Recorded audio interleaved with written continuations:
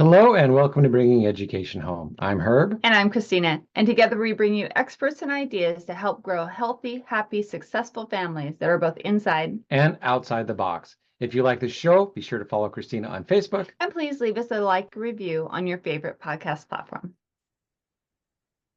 I now have the pleasure of introducing Julie Diamond. Julie started an online tutoring company called Diamond Teachers Group, formerly Teachers to Go, in 2011. She is a certified teacher in both BC and Ontario, Canada, with 15 years of teaching experience, and she is really passionate about helping students feel empowered and confident in themselves.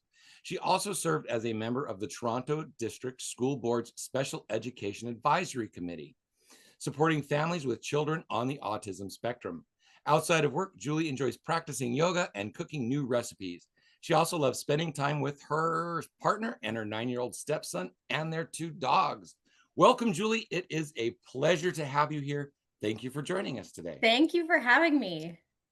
One of the things I love about our podcast is that we get to be international. So not only do we get our Canadian friends from up north of us, but we also have spoken with people like in Spain and Israel and the UK, all Germany, over the place, Germany. Japan. Yeah, so we love having our international friends come and talk about education, because something we've learned is that, education might be different according to the rules. But when you talk about real education for a child and real education for a family, it's pretty much the same across the nation. So thank you for being here today. And thank you for what you do to help kids. Yeah. It's always nice to meet people in similar industry and see how we have similarities and then learn from each other's differences as well to better support families. Yeah, exactly. So how did you go from being a teacher in the system to starting your own business tutoring? Yes, I would say after some time in the classroom, I realized that there was a big need in providing students with the support tailored to their specific needs, as well as just having them learn how they learn. And there was a real gap in the system, and it was really hard to support individual students when you have 35 plus kids in a class. So I found that I gravitated towards supporting kids one-on-one, small groups, and thought that if I can bring that expertise as a teacher with other fellow teachers to kind of give that environment of that one-on-one support, it would really help kids a lot more. So that's kind of where I gravitated, beyond the classroom walls, and developed a team of teachers who tutor in order to help kids in a smaller kind of one-on-one setting. And it's so important because you did see a need, right? You saw something that was outside of what you usually do. And, a lot of teachers do, they work during the day and then they tutor after school, or they work for someone like you and tutor, weekends or whatever, partially sometimes because of monetary need, right? And other times because they still want to give back and be in that one-on-one situation, because it is so different than a classroom. Yeah. One of the things in your bio said, though, that you also are still an advisor for your local or a nearby school district. What does that kind of look like? Yeah, so they have community members that, work with the school board on a volunteer basis, and we meet once a month to hear any programs that are being introduced for kids, in my case, kids on the spectrum, autism spectrum, making sure that things are in place to better support the kids within the school district. So we give our feedback, we advise what we feel could be changed, or have any questions about what's going on, what's happening.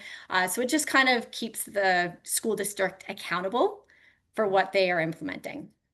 So I like that. I hear that, but wow, there's a whole lot of resistance I have to that. So you recognize that as you lower the student teacher ratio, even down to 1-to-1 is where but our teachers, our administrations are pumping the classrooms fuller and fuller. Like when she was in second grade teacher, when she started, there was 20 students in her classroom, and that was kind of a lot, but it was doable. When she left, she would sometimes get up to 35. So second we 8-year-olds. you talk about how the school district listens and tries to do stuff, but then they keep increasing the class sizes, lowering the number of teachers, bringing in assistants instead of bringing in teachers to lower class sizes. So it's like, are they really listening? Or because would your job really be necessary if the school districts were doing what was best for the children? Oh, I completely agree. I think there's also just a disconnect as well, because while we are advising the school district, they're still funded by the province here, right? And so they have a budget that they have to adhere to, that they are restricted by in a lot of cases, because there is a deficit. And so while they are listening and while they are doing some great things, there is still a lot of pushback that we get. And our role is advising. They can take it. They just have to kind of show us. And again, because we're community members, it's just a way of keeping things in like the balance in check. But it's still not like there's a lot of kind of discussion and resistance that we have, month to month. So it's hard when you're getting funded and that budget is decided by the province, but we are then advising the school district how to use that money. So yeah, I agree. There's a lot of frustration that comes with the meetings. For sure. What I want to say here is that, that role is super important, because otherwise they wouldn't hear the concerns. And that's why we, as a company, when we talk with parents, is like, parents, go talk to your special education teacher, go talk to your regular education teacher. If you have a child on the spectrum, go express their needs and wants and see what the district can do. They won't always comply, they won't always do everything, but as long as they know it and is documented, then there's a little bit of leverage there if things kind of go off the rails, right? It's like, I already talked to you about this is kind of what we told you was going to happen. Let's see if we can kind of fix this again if you have to stay in the public schools. And that's true. Like I, hear from a lot of families who are just like, okay, we're hitting walls here. Who can we talk to? And I can direct them and guide them on, okay, the last family that I helped with, a similar situation, this is who I directed them to. So it's just kind of helping clear some paths for them to talk to the right person, to be knocking on the door of the right person, because a lot of families, they don't know where to begin. And even getting having a child diagnosed with, a learning difference is very overwhelming, and you don't know where to start. So that's how we can kind of help bridge the gap between. That's something that we do too, is we help people who are still within the school systems. Like, I'm having this kind of a problem. How do I get help? It's like, okay, you talk to this person. This is how you say it. You talk to this person. This is how you say it. This is the kind of documentation you need to bring to be able to even get in the door. Once you get in the door, here's how you then start making them do what they said they were going to do.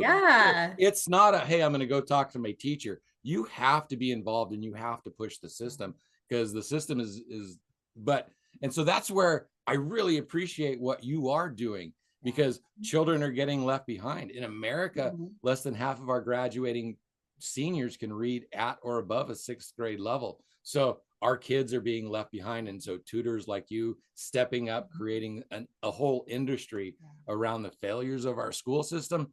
Good on you. We need more people doing this. Thanks. Yeah, it's really rewarding. I find, even if because I've stepped back from the tutoring part, I primarily, work on business development. But just seeing a part of making that connection between the family and the tutor that I know would be a great match for their child's profile, I just think that it's so nice to know that these kids are feeling empowered, feeling confident. And it's in large part because I had a hand in making that initial connection for the family. And it's also just giving peace of mind to families. I don't know if you guys feel that way. It's just, they come to you and you have that initial call and they're just so lost and they're feeling so frustrated and overwhelmed. And it's just so nice to have that follow-up call where you're just like, I wish I would have met you sooner, The really amazing thing about that is they're usually doing all of the right things. They Mhm. usually are getting it right. They're just doing a Mhm. little too much. And so they Yeah. just need to learn to slow down, keep a pace, and just relax a little bit. And once they get the permission to, I don't have to be this perfect school replacement, then Mhm. just the settling in and then the learning blossoms. So Yes. it's like you get the parents to calm and center, and then the children just flourish. Well, kids feed off that, right? If they're seeing their parents feeling overwhelmed and anxious, then they're sponges. They tend to go, okay, well, you're anxious, so I need to be anxious, because I don't know, you don't know what you're doing, and I can feel that, but once the parent, like you said, can just calm and believe in themselves and know they don't have to be this perfect replacement, and also, reaching out to external providers who can, like yourself, like our company, like we can help them. We can, just support them, give them the confidence and empower them as the educators at home. Yeah. Mhm. And So you know, the hardest part is when they come in and it's like, I couldn't do it. They feel bad about themselves. Of There's an course. embarrassment, there's a shame that I couldn't do it. And I said I was Mhm. going to. And so Yeah. breaking past that, put that away. These are your Mhm. children. Drop your ego. You need Yep. help. We're Yep. coaches. We get coaching help from other coaches. Yeah. Teachers have continuing education. Don't think Mhm. that as a parent you're just going to get it. Teachers Mhm. keep getting continuing education. We have coaches. It's like, get help. It's just gonna be easier. I agree. So let's jump into some strategies and some ideas. When would a family know that maybe it is time to talk to a tutor, talk to a company, and find out, where maybe some needs are or what they need to do to get there? I would say starting with talking to your child about how they feel around learning, how they feel around school, because I find that once you start to realize that your child's quickly losing their confidence in themselves and they use words like, I can't do this or I hate this, I think definitely reaching out, whether it be to a tutor or starting just with your child and seeing, okay, let's do this. You don't have to have all the answers. Mistakes are part of learning, and just having that conversation about building their confidence. Once it goes beyond that, and maybe you're getting some resistance because you are the parent, and they can't see you as anything else, I would say then you would reach out to perhaps somebody else, just to kind of have that third party step in and help them kind of feel more comfortable. Because a lot of the time I find kids, even if they have parents who are teachers, and they're calling us going, Julie, like, I'm a teacher, I should be able to teach my own kid, you know it's not about you and all these, things. You may know the curriculum and you may know your kid, but it really comes down to they can't see you as anything else but their parent. And they may feel embarrassed. And that's where the shame comes in, right? Because they want you to see them a certain way. So if they're making mistakes around you and they don't feel comfortable to make mistakes, Mhm. then they're not going to get any learning done. So a third person can kind of step in and be that safe person for them, that, oh, well, I can make mistakes because, my tutor or my teacher, like, that's fine. So it really is about starting with talking to your child first and seeing where they're at and going from there. And I starting off love that. sometimes with our homeschooling parents, one of the things that we have them do is deschool, not unschool, deschooling. So when you first take them out of school, it's like, don't do anything for 2 or 3 months. Even if you take them out in the middle of the year, it's like, don't do anything for two 1 or three month. months. One 1 month, month, and two or then three, whatever. slowly. But you get the school system out of them, because you're not, and because so many parents, when they take their kids out of the school, they immediately try and replicate school at home instead of Mm. creating a learning environment. So Mhm. we have them deschool, so stop the schooling and then pick it up in a different kind of a way. Instead of trying to recreate the school system, you create a learning environment. Yes. I think a lot of the time, whenever we have families come to us and say seems to be a disconnect, my child doesn't like math, my child doesn't like going to school, I always say, okay, what's going on because there's usually a deeper issue that has to do with social, whether it's emotional, social, there's some sort of disconnect there that we need to break through, that we need to, and so our tutors always focus on, it may not be a month, but it'll be the first few sessions. Let's just create that relationship. Let's have some fun. They're still doing learning, right? But in a fun, more gamified way, where they're creating that relationship, that get to know you. And it's amazing what some kids will share with their tutors as soon as they start to feel safe with them. And it's like, oh, it's your parents just recently got separated. That's why you've been struggling in math, or, oh, your best friend is no longer speaking to you. That's why you're not wanting to go to school. So there seems to be a lot more than the curriculum or the understanding of curriculum. So I like your suggestion of, kind of getting that deschooling out, because you need to figure out what was going on, and kind of having that understanding of this is going to be a different experience at home. This isn't school, this is learning. Yeah, that's a big difference. That's what, it's education instead of learning. Yes. Or Instead of I like that. Yeah, and when we talk about education, a lot of people think education means academics. For us, though, education is everything. It's the whole child. It's how to communicate with others, how to be in the world, how to self-regulate, all of those different things. How to budget, how to clean your room, how to keep a house, how to grocery shop and plan a meal. It's like all of that stuff is like, there's so many life skills. Who get out of high school, or sometimes even get out of college, and then they're like thrust out in the real world. It's like, I don't know what to do. You go into some of these young families' houses and you look at their oven and it's never been used. It's still got plastic wrap on it because they don't know how to cook. So that's kind of scary. So bringing people back to humanity, to being, to stuff that you have to live.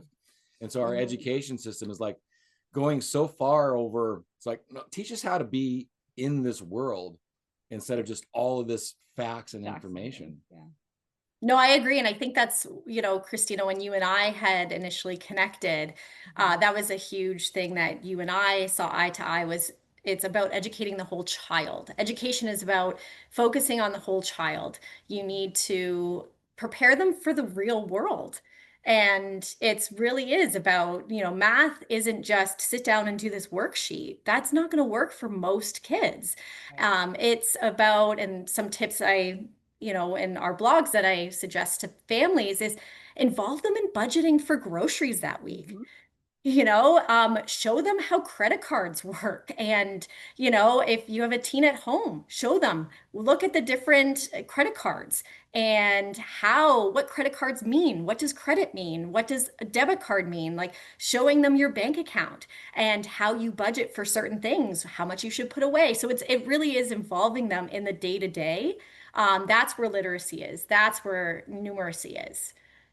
So they get so interested in reading and stuff when they're reading about something they're interested in. So if you think about story time, right, when you have plenty of books around you and your family to read whenever it's quiet time or whatever, or bedtime, and they get to pick out that book, they're excited because they're pointing out, oh, this part they understand and this part they understand. They know this word and they want to share with this word, and just really brings them into the learning instead of pushing the learning, right? We want them drawing the learning, pulling the learning, understanding real life.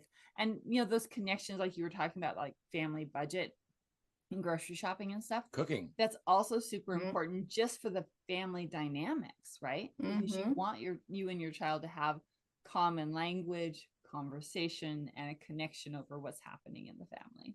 And that's what I say to my stepson. He's 9. And I say, he says, oh, he's learned to use a knife safely. And he loves cutting now. So he'll sit there and cut the cucumbers or cut the vegetables for dinner. And sometimes when he's, not really feeling up to it, why do I have to? And it's like, bud, we are a part of a team. The more that you do to help us out, the more energy we'll have to play after dinner together, right? So it's really about having them understand and think critically about, okay, I'm not going to give you chores, but if you look around the house, do you see this needs to be picked up? and folded maybe? Do you think you see the dishwasher needs to be unloaded? I want you to look around the house and see what needs to be done For the rather better than these are the things you need to have done before you can get this reward. No, like this is us being part of a team, and I want you to look around and be a problem solver. And that's, I think, is a huge life skill to have and to give your kids is look around a house and see what needs to be done. And then you can do that. Yeah. Okay, so the perfect learning environment is to have the Mhm. pencils all lined up on the table just right, the little bucket of markers just right, the books on the shelf just right, the posters on the right. That's the perfect learning environment, right? No, no way. I would say while it's These suggestions, 'cause I know you've written some blogs and things about how to help yeah, parents so to make sure that learning environment looks great or it yeah, works. like I mean, it doesn't, I would say that yes, an organized learning environment is helpful. I would say a decluttered and learning environment is nice. That all doesn't really, it helps in the sense of being organized and having a clear mind, but it's a small piece of the pie, right? It's a small piece of the puzzle. You really want to have that consistency for kids, I would say, and having that kind of like structure in the sense of they know where they're learning. I would say, I always like to say to families, have a set area in the house where, okay, this is like, has all your supplies, has your tools, has, a comfortable area where the kids know when we're at the table, this is what we're doing, or when we're in this like a beanbag chair. I love differentiated seating Yeah. is like my favorite thing because I am not one that sits at a table, with my feet on the floor. I am a beanbag, feet up, with the computer in my lap kind of person, and that's where I think best. So I like to give that to my kiddos too, is that option. If you want to be at a standing desk, no problem, but just so it's somewhere they're comfortable. Mhm. But it really is about giving them the independence and the choice in their learning, like kind of like what you said earlier.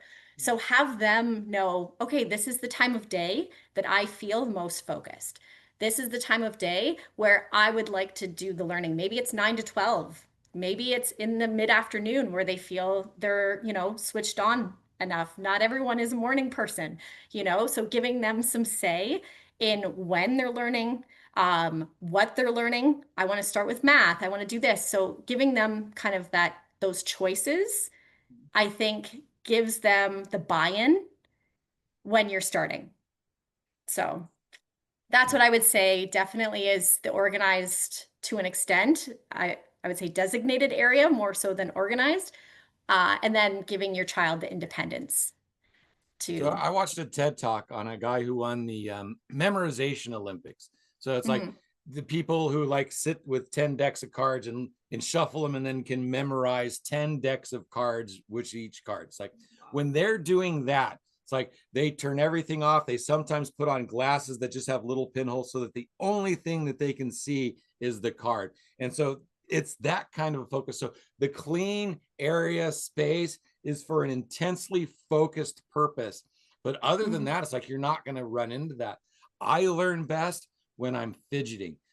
If I'm in a classroom and people are talking, I can't look at the person. So it's kind of, this is an interesting thing because I actually sit here and look at you, and I'm a coach and I look at the person and I get out of my way when I'm doing that. But when I'm learning, when it's for me, I have to be like looking and fidgeting with something and I'm hearing it and I'm absorbing it. But if I'm focusing on you, there's too much Mhm. information coming in and I start losing it. So some Mhm. kids have to fidget when they Have to learn. move. They Mhm. have to. And me, Yeah. it's like if I sit and focus, then what's going, even as I'm doing this, it's like you can't tell, but I am constantly moving my hands because of stuff going on. Because if I'm not, then what's happening in my body takes over Mhm. my mind and I can't focus on anything. So it's like some people have to fidget. Some people need Oh, a clean environment. I learn definitely. best in kind of a rough environment where I have to get more stuff done because it's weird. Um, Mhm. but one of the things that we're also, I'm going to change the subject now. Okay. That's just kind of an aside. In your bio, you talked about Mhm. creating study habits. Um, Mhm.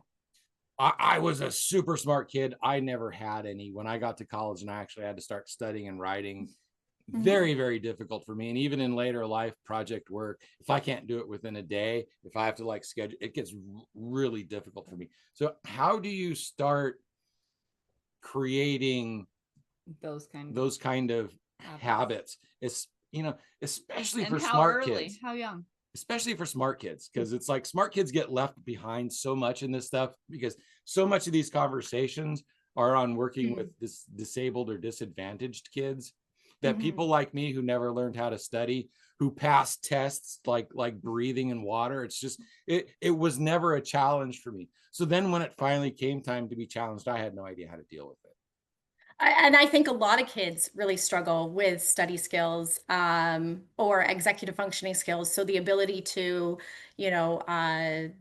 look at something, break things down into smaller steps, knowing how to sit down or, I mean, some kids really do well when they're pacing and having someone scribe for them. So it's really about just knowing your child too. But when it comes to study skills, I would say the earlier the better. It's age appropriate. So even if you want to talk to your 5-year-old, where it's like, okay, so if we're going to do this word problem, or if we're going to figure out this, how much money we need for, groceries this week, what's the first thing we would do? So getting them to really start from as early age as possible, I would say is key.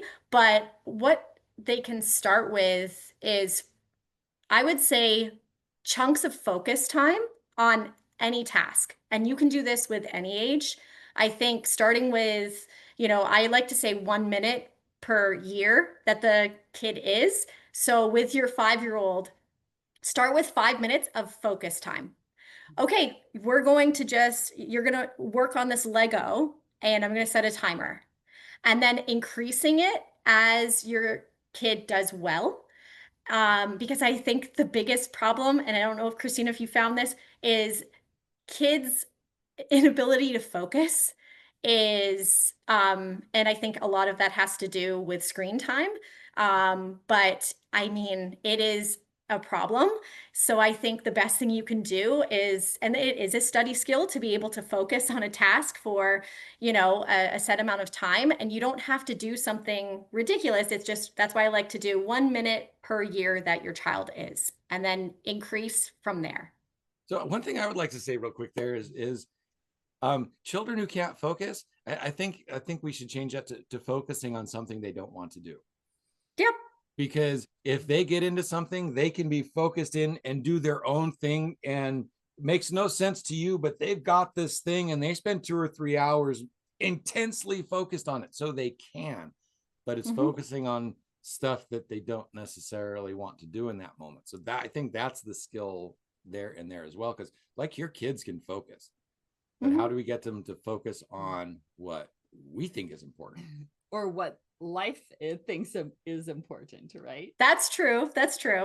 And I think that, I mean, that's a good point, because I'm thinking of all the kids, even with ADHD, when you get them to do something that they are interested in. I mean, I just like to say, aside from screens. One of our punishments for our son was to take his books away. It's like, you have to stop reading. Your punishment is you can't read for an hour. Well, he would read in class, and he wouldn't pay attention. He wouldn't pass the test in school because he had a book. And we had to go tell the teachers, is like, take his books away. They're like, but it's like, okay, do you want him to read, or do you want them to pay attention in class? Reading is not his problem. He reads all day long. It's like, take the books away. Yeah. So yeah, I love hearing that. Take books away. Yeah, so. and our son's on the spectrum, so it's one of those things that, when he would get into something, he perseverate on it, he'd really be into it, etc. The normal kind of like, oh, the lines from the movies, right? He'll watch a movie, and 2 weeks later he'll pop off with the line is like, wait, that happened. Yeah, all that kind of stuff with him. So yeah, so that's what I was going to say about the screen time too, is because they think, oh well, but they can't focus because they're so into this video game for so long, but there's so much going on that they aren't really focusing. And especially the bigger programs now like Roblox. I didn't realize, but there's like 100 games inside. So they're not really focusing. They're bouncing from game to game to game to game without completing anything. So yeah, the focus question or the focus idea is something different. All right, so we get Oh, that can't happen for me. I have to finish something. Oh my gosh, starting a game and not finishing. That's you. No, you can't walk away in the middle. That's not right. Yeah, ridiculous. All right, so to get better at focusing, what's another one of those study skills or study executive functioning things that we need to kind of peek at? I would say I love making to-do lists. So that's kind of like the breaking down tools, but you can do that at any age. You know, looking at what you need to do. And I don't know about you guys, but it is so satisfying when you are crossing something off your to-do list. And you know, pencil paper, or there's also, you know, apps online. Asana is another one I love. There's when you cross something off, I would say teaching your kids how to do that, like prioritizing what needs to be done today, what can wait tomorrow, and figuring that out with them, because it also helps with that focus piece, because you can do these two things and then you can have a break. And then you can do these two things and then have a break. So I would say that is also a helpful study skill to be able to teach your child at any age as well. Yeah. And that really goes back a lot to the sequencing as well. Whenever they're very, very young, we're talking about the sequences. First we do this, then we do this, then we do this. Yes. And we're talking that to them and helping them see it as little itty bitties. And then as they get older, then they can start breaking things down again, right? So exactly. Backward. First and then, you know, first you do this, then you do this, then you get a break. First you do this, and then you do that. And then having your littles see you model that yourself is, like you said, Christina, very helpful, because then they'll start going, oh, first, then this. And you know, from brain science studies, if somewhere in that you can start getting to appreciate the work in the middle of it instead of appreciating the completion of it, the break.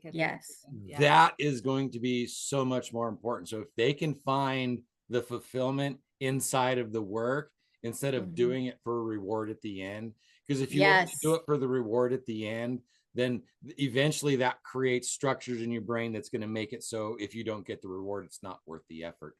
Where you have to figure out somehow where the effort is the prize, not the end result.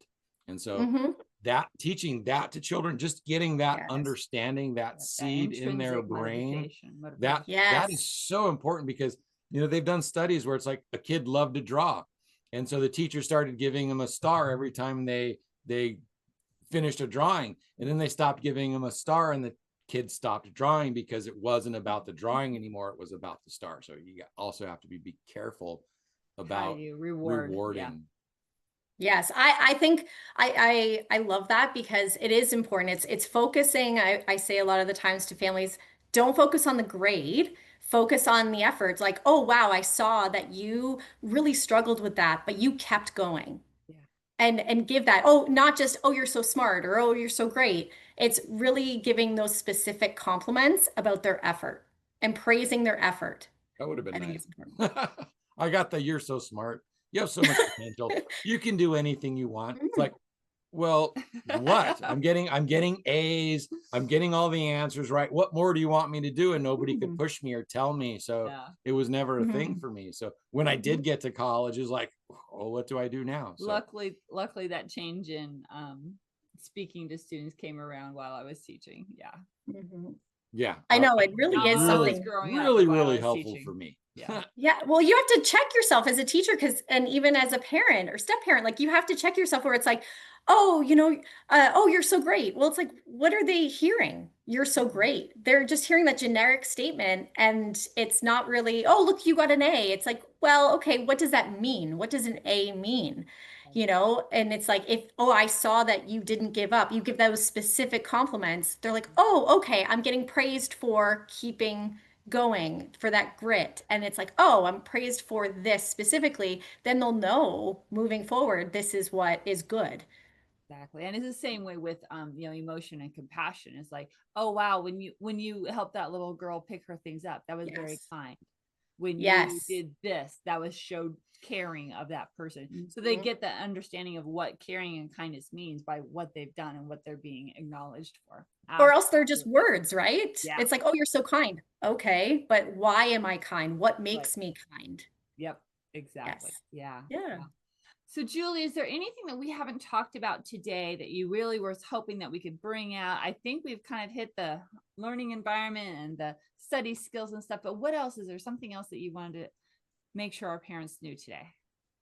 I would just say, going back to what you both said, is to parents who are homeschooling or deciding to homeschool your children, is just being gentle on yourself and knowing you can't have all the answers and that it's okay to reach out. And I think it makes you more equipped to support your child. Is it takes a village to raise a child, and understanding that different views and different support systems is only going to better prepare your child for the world, and be a helping them be a more well-rounded learner and person. So I think that just kind of knowing that you don't have to have all the answers, and to reach out to whoever you feel would be best suited to help your child And even succeed. if they're not best suited, they might be able to help you get closer. So make a Yeah. decision, move forward, and then Yes. adjust your course. Mhm. So just because you're doing this and it's like, oh, I'm going to do it this way, you don't have to continue to do it that way. The Especially when beautiful it's not thing, working. the beautiful thing is you Yes. can pivot, you can change. It's like, oh, this isn't working for my child. I can do this. In school, oh, this isn't working for my child. It's like, oh, that's okay. This is what we're doing. Get a tutor. If at home, it's like, oh, this isn't working for my child. Oh, let's figure this out. She works with an autistic child that really likes tractors. You know how many things you can learn around tractors?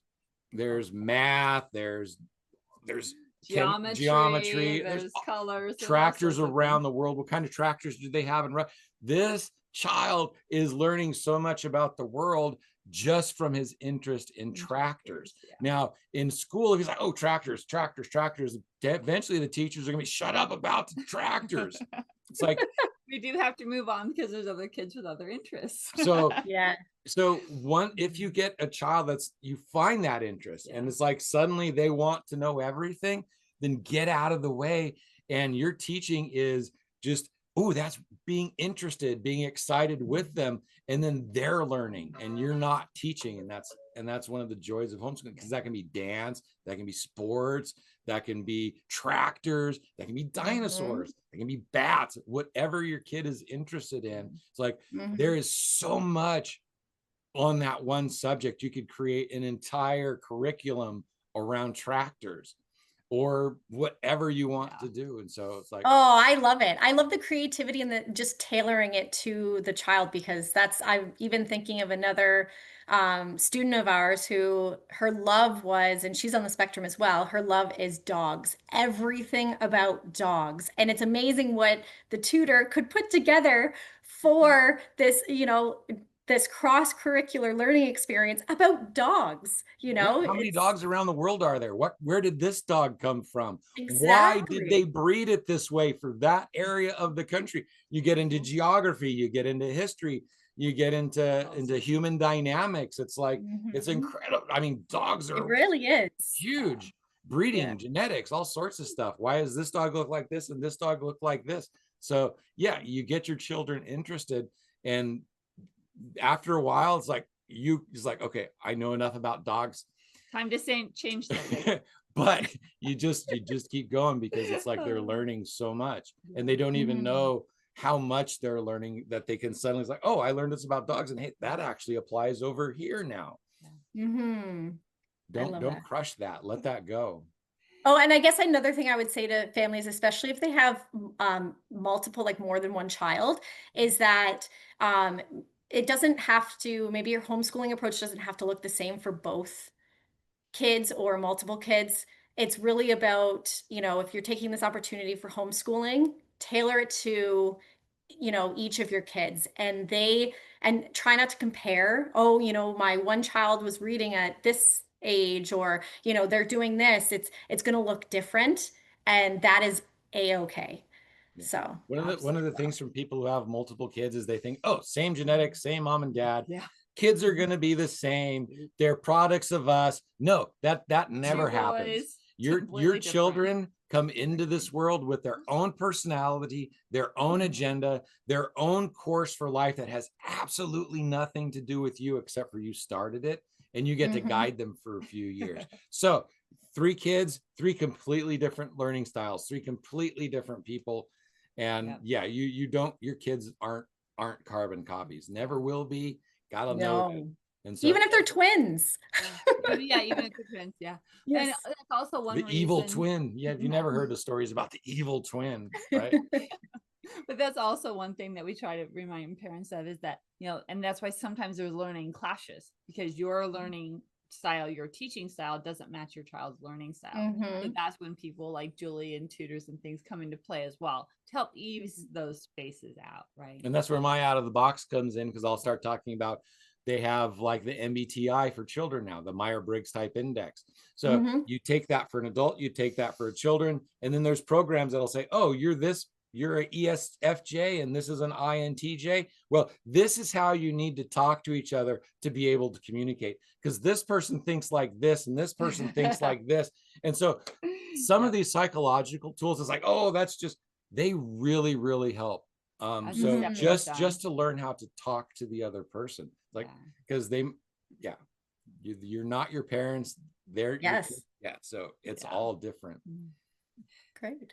So Julie, I wanted to thank you for being here again today. This has been a great conversation, and you've given our parents some strategies and some ideas of what to do, what to look for, and I really, really appreciate that. Would you also tell them how to get a hold of you? So if this has sparked up, oh my gosh, I need to get a hold of Julie and ask about this, or I'm really thinking I need a tutor now, how do they get a hold of you? Sure. So they can reach us. They can check out our website. So it's diamondteachersgroup.ca. There are ways to connect with me via email through the website, as well as sending a text directly to us. And we can hop on a call and have a chat. Perfect. And of course, all of that stuff is down in the show notes as well. So if you can't write it down fast enough, just go click on the link and open it up and the links are there. Awesome. Thank you so very, very much. We really appreciate your time today and helping us share with families about ways to really improve that study and that learning and helping our child be happy, healthy, and successful. Yes, thank you so much. Yeah, thank you for being here. In this day and age, there are so many teachers who are just complaining about it and not actually doing anything about it. They're struggling and their heads are down. And you took that struggle and you put your head up and looked around and saw how you could help other people, and you went out and you fought that dragon, and now you're making a difference for the kids. And that is the hero's journey. You went out into the world, you fought your dragon, and you came back and you're sharing your story to help other people. Thank you for being a hero in this. Thank you. And you guys too, you're doing great things as well. And I just love that we've connected and we're able to have this chat today. Thank you. Thank you. All right, audience, you know what time it is. It is time to like and subscribe and review and share. If this message hit home with you, there's another family out there who's looking for some similar information. So share. And remember to look back at the previous episodes as well. There's tons of topics and lots of things all curated and all explored for you through the podcast. So make sure you're liking, sharing, reviewing, bringing education home. All right, everyone, take care and we'll talk to you next time. Bye for now. Bye for now. Bye. Hello and welcome to Bringing Education Home. I'm Herb. And I'm Christina. And together we bring you experts